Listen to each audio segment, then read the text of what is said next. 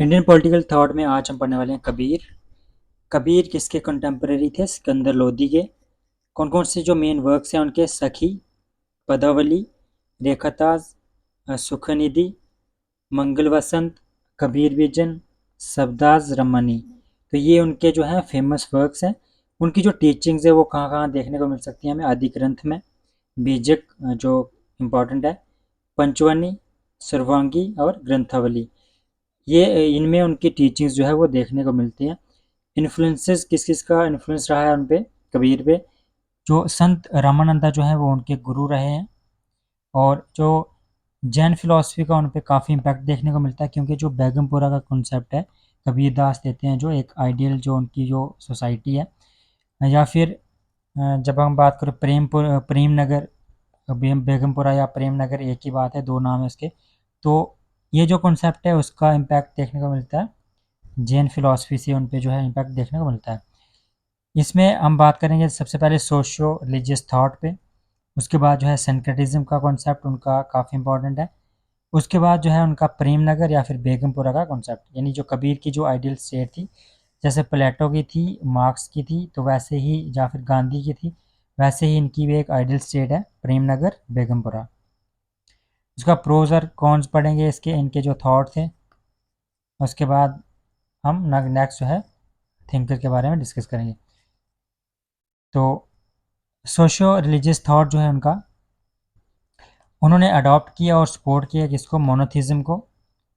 Monotheism यानी कि no duality. वहाँ पे बोलते हैं कि गॉड जो है वही क्रिएटर है और वही क्रिएशन है, यानी God is creator as well as creation. God और जो उसकी क्रिएशन है वो अलग अलग नहीं है, क्योंकि गॉड का जो हर एक जो उसकी क्रिएशन है, हर एक जो पार्टिकल्स है या फिर कोई मटेरियल थिंग है, जो कुछ भी जो भी एग्जिस्ट कर रहा है मैटर, तो वो बोलते हैं कि गॉड का उसमें पार्टिकल देखने को मिलता है, यानी हर मटेरियल थिंग में क्या होगा? गॉड होगा ही होगा। उसके बाद जो है सनक्रेटिज्म यानी जो जितनी भी रिलीजियस टीचिंग्स हैं डिफरेंट रिलीजन की, वो सारी एक करके हमें क्या मिल सकता है? वहाँ से एक मिडल पाथ मिल सकता है, जिस जो लव सिखाएगा, डिवोशन सिखाएगा और मेडिटेशन। और लव, डिवोशन और मेडिटेशन जो है यही रास्ते हैं जो हमें सॉल्वेशन की तरफ ले जा सकते हैं। ट्रांसमाइग्रेशन की बात करते हैं वो, unification of self is supreme God. Detached worldly life, जो मटेरियलिस्टिक लाइफ है या फिर जो वर्ल्डली लाइफ है, वो वहाँ से डिटैच होने की बात करते हैं। वर्चुअस लाइफ विदाउट ईगो, ऐसी लाइफ होनी चाहिए मॉरल लाइफ, वर्चुअस लाइफ जिसमें ईगो नहीं होगा, कोई डिज़ायर नहीं होगी, ग्रीड नहीं होगी, एंगर नहीं होगा, just like lotus flower. Monotheism को सपोर्ट करते हैं वो बोलते हैं कि जो सॉल्वेशन है वो लव, डिवोशन या फिर मेडिटेशन के थ्रू अचीव की जा सकती है। रिलीजियस और सोशल रिलीजियस थॉट में वो किस चीज़ को रिजेक्ट करते हैं? पॉलीथिज्म को, आइडल वर्शिप को, रिचुअलिज्म या फिर प्रिटेंशंस ऑफ इंस्टीट्यूशनलाइज्ड रिलीजन, इसको वो अपोज करते हैं। सोशो इकोनॉमिक इनक्वालिटी और इनजस्टिस के अगेंस्ट हैं वो। Necessity of state and sovereignty of monarchs and Kings, यहाँ पे वो बोलते हैं कि जो स्टेट या फिर सॉवरेनिटी है मोनार्क्स की या फिर किंग की, उसको भी रिजेक्ट करते हैं। कास्ट सिस्टम के अगेंस्ट है, अनटचेबिलिटी के, एस्क्रिप्टिव जो एंटाइटलमेंट्स हैं, सोशल हायरार्की हैं, उसके भी वो अगेंस्ट हैं। क्रक्स क्या हुआ? जहाँ के मोनोथिज्म, उसके थ्रू हम सॉल्वेशन को प्राप्त कर सकते हैं थ्रू लव, डिवोशन और मेडिटेशन। नो ड्यूअलिटी, जो उन्होंने बोला कि God is creator as well as creation. God क्या है? क्रिएटर भी है और क्रिएशन भी खुद ही है। He is everywhere in everything, हाँ हर जगह पे हर चीज़ में वो हैं। हेंस टू फाइंड गॉड, अगर गॉड को ढूंढना है तो उसकी सर्च में आउटसाइड जाने की ज़रूरत नहीं है, जब मंदिर या फिर मौसीक में। जस्ट लाइक लुक इनसाइड, अपने अंदर देखो, और डीप इनसाइड, अपनी अंदर जो है जो गहराई में जाओ। फाइंड योर ट्रू सेल्फ, अपने ट्रू सेल्फ को ढूंढो, तो आपको वो गॉड मिल जाएगा। और रास्ता क्या है? लव, कंपैशन, डिवोशन और मेडिटेशन। तो ये थे सोशल रिलीजियस थॉट्स। उसके बाद जो है सेंक्रेटिज्म का जो कॉन्सेप्ट है, सेंक्रेटिज्म मीनिंग कॉम्बिनेशन या फिर synthesis of different religions, cultures या फिर स्कूल ऑफ थॉट्स। जितने भी डिफरेंट रिलीजन्स हैं और या फिर कल्चर्स हैं या फिर स्कूल ऑफ थॉट्स हैं, उन सब का जो कॉम्बिनेशन करेंगे तो हमें क्या मिलेगा? सेंक्रेटिज्म का जो उनका कॉन्सेप्ट है उसका।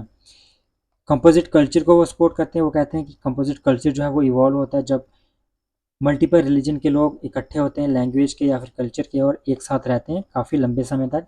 तो यहाँ पे हमें देखने को मिलता है composite culture. Assume the significance during Muslim and Christian rule in India. वो कहते हैं कि जब मुस्लिम रूल था या फिर क्रिश्चियन रूल था इंडिया में, वहाँ पे वो क्या है, वो सिग्निफिकेंस उसकी वो आइडेंटिफाई करते हैं। वो कहते हैं कि ये सोशल हार्मनी के लिए या फिर रिलीजियस टॉलरेंस के लिए ज़रूरी था। हिंदू भक्ति मूवमेंट या फिर Sufi movement with in Islam played important roles in promoting syncretism in India. Hindu bhakti movement थी या फिर जो इस्लाम में जो सूफी मूवमेंट देखने को मिलती है, उसमें वो कहते हैं कि जो उसने काफ़ी इंपॉर्टेंट रोल प्ले किया है सिंक्रेटिज्म को प्रमोट करने में इंडिया में। कंटेम्प्रेरी इंडिया की बात करें अगर, तो syncretism has acquired even bigger meaning, unity in diversity जो हम बोलते हैं, तो वो भी इस सेंस में समझा जा सकता है। Which is must to perpetuate the idea of India. Unity and diversity जो है, यानी सिंक्रेटिज्म के से इक्वेट कर सकते हैं हम उसको। वो अगर हमें आइडिया ऑफ इंडिया को अगर परपेचुएट करना है, अगर प्रमोट करना है, तो ये यूनिटी इन डाइवर्सिटी या फिर सिंक्रेटिज्म ही इंपॉर्टेंट है। Kabir has been the shining light most potent force behind the syncretism in medieval India. और आज भी वो जो है मेडिएवल इंडिया में, तो वो एक सिंक्रेटिज्म के एक फोर्स तो ही ये सिंक्रेटिज्म को प्रमोट करते थे, लेकिन आज भी क्या है, सिंक्रेटिक कल्चर की वो एक फेमस आइकन माने जाते हैं इंडिया में।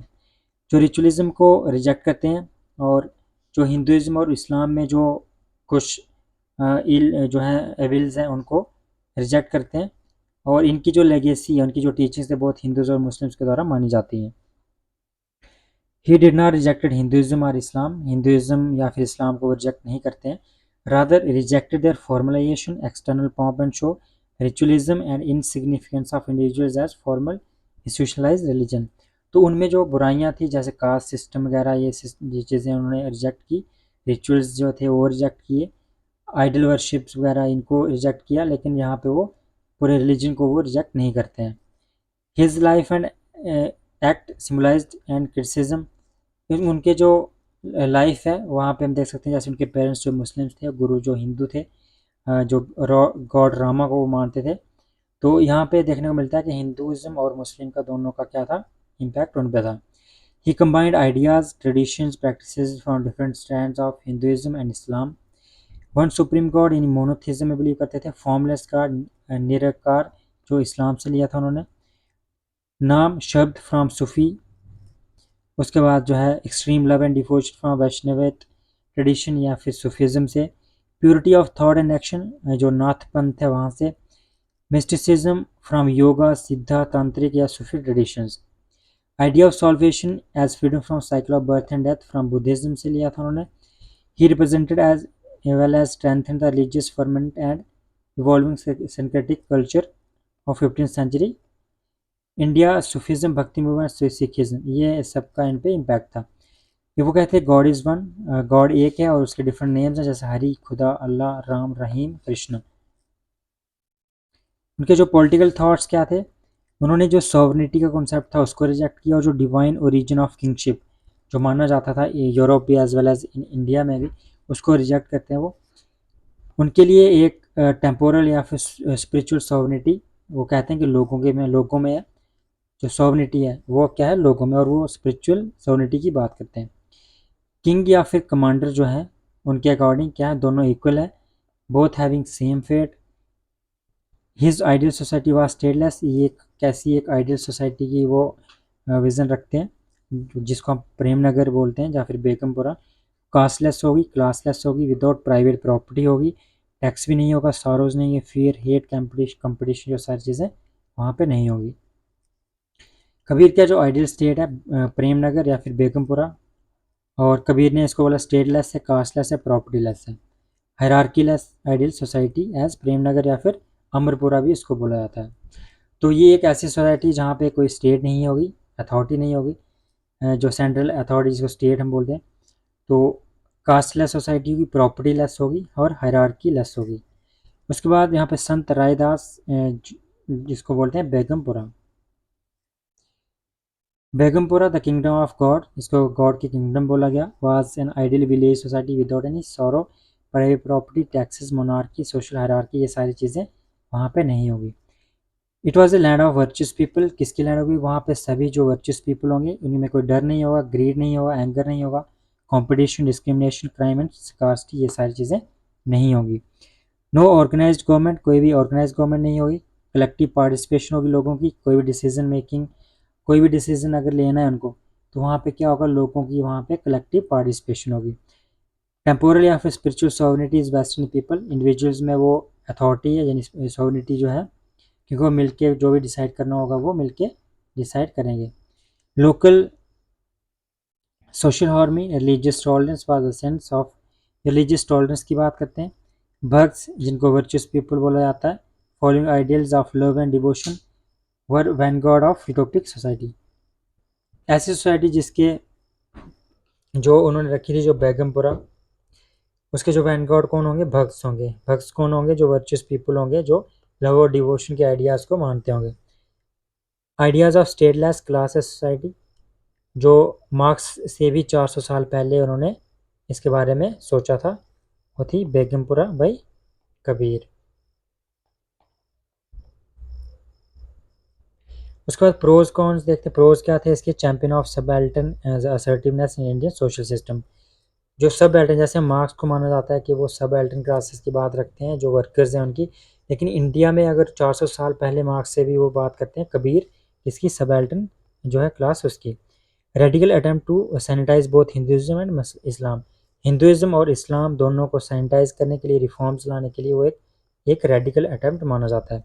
Best known icon of syncretism of Indian culture, यहाँ पे सैनक्रेटिज्म जिसमें अलग अलग रिलीजन्स कल्चर्स के या फिर स्कूल ऑफ थॉट्स, यहाँ पे उनकी जो है एग्जाम्पल माना जाता है कबीर को।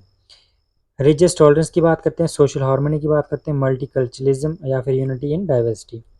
रेडिकल इक्वालिटेरियनिज्म इनको माना जाता है, इक्वालिटेरियन, वो यहाँ पे इक्वालिटेरियनिज्म की बात करते हैं, कास्ट सिस्टम के अगेंस्ट है, अनटचेबिलिटी के अगेंस्ट है, और सोशल हायरार्की और इनइक्वालिटी को वो ख़त्म करना चाहते हैं। इसका नुकसान क्या था, माइनसेस क्या है इसके, conservative view of on women, जैसे वुमेन की पे उनके जो व्यूज़ हैं वो बहुत कंजर्वेटिव माने जाते हैं, जिस पे बोलते हैं वर्चुअस वाइफ, जो सबॉर्डिनेट रहेगी टू द हस्बैंड, हस्बैंड के जो सबॉर्डिनेट रहेगी वाइफ, इसको एज ए कंजर्वेटिव व्यू माना जाता है। वो कहते हैं कि women as hurdle in the path of salvation, salvation का जो पाथ है उसके जो पाथ में जो है वुमेन क्या है, हर्डल है। Also seem to have supported sati प्रथा, सती प्रथा को भी यहाँ पे देखा जाता है, इसको सपोर्ट किया था उन्होंने, इससे भी इनका क्रिटिसिज्म होता है। Interpretation difficult due to mysticism, riddled confusing language, जो लैंग्वेज इन्होंने यूज़ की उसकी इंटरप्रिटेशन ईजी नहीं है। Despite such original and radical thoughts could not start any separate cult, इतने रेडिकल थाट्स होने के बाद भी इनका कोई सेपरेट कल्ट नहीं है। No concrete political thoughts, his Begampura was merely an imagine, इसका जो बेगमपुरा था एक सिर्फ एक आइडियलिस्टिक था, एक यूटोपियन था, सिर्फ वो इमेजिनेशन ही बन के रह गया।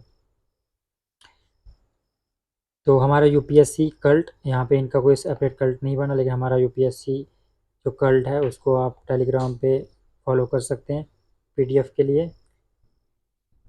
धन्यवाद।